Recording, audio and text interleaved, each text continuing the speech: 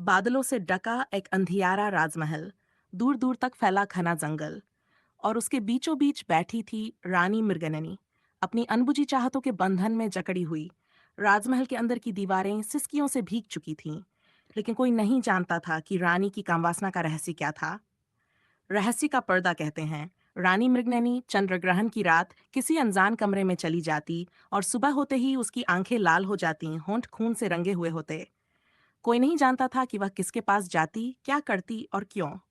राजा विक्रांत सिंह इस रहस्य से अनजान थे, लेकिन उनके मन में संदेह का बीज पनप चुका था। आखिर रानी हर पूर्णिमा को कहाँ जाती है? उन्होंने सोचा। उन्होंने अपने सबसे वफादार सैनिक वीरभद्र को आदेश दिया, आज रात तुम रानी के पीछे जाओ और पता लगाओ कि वह कहाँ जाती है। भयानक सच। रात होते ही जब पूरा महल नींद में डूब गया, वीरभद्र चुपचाप रानी का पीछा करने लगा। उसने देखा, रानी मृगनयनी अपने महल के गुप्त तहखाने की ओर बढ़ रही थी।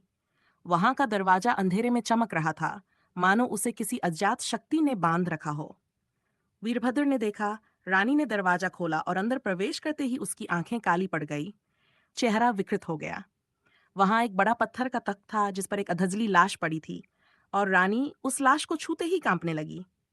वह मेरा प्रेमी था। मैं आज भी उसकी आत्मा को अपने शरीर में महसूस करती हूँ। उसकी प्यास, मेरी प्यास अधूरी रह गई थी।